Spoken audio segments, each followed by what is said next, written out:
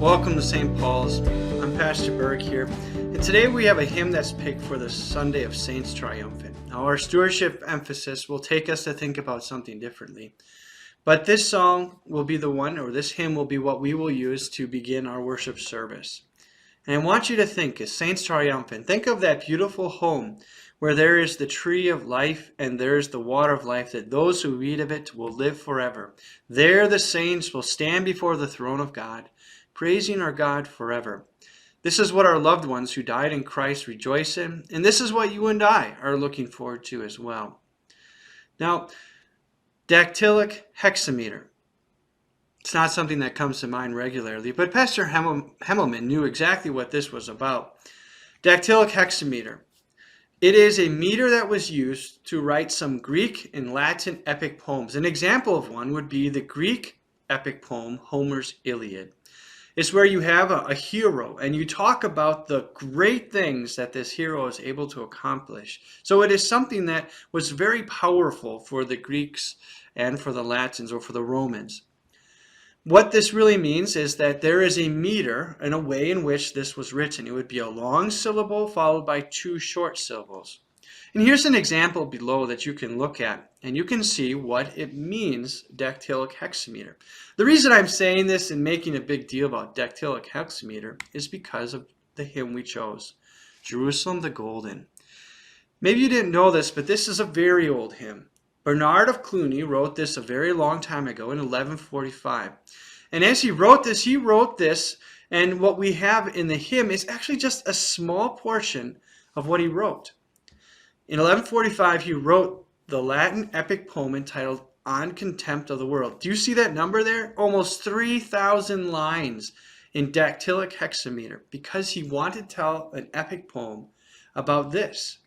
There is a great difference between the world and heaven. And he really was focused on the bitterness of this world, the suffering and the trials, how miserable this life is, but how glorious heaven will be.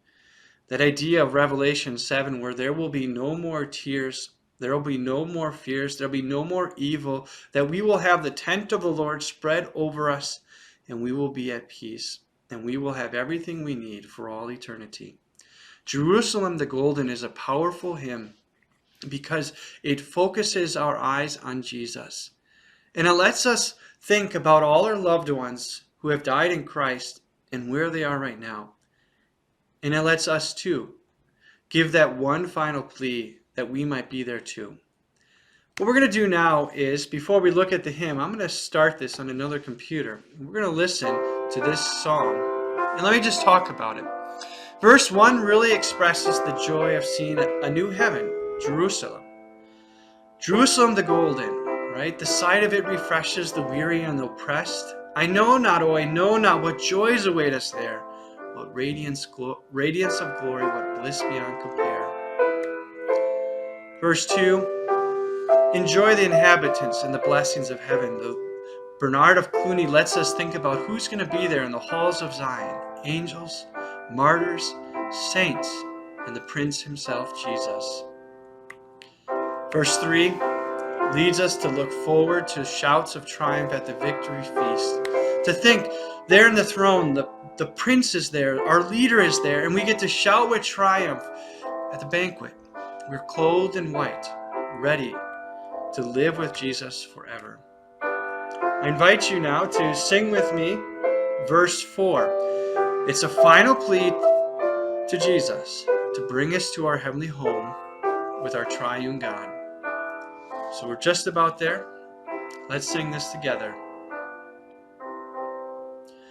O sweet and blessed country, the home of God's elect.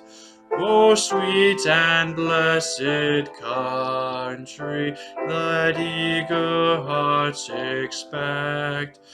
Jesus in mercy bring us to that dear land of rest.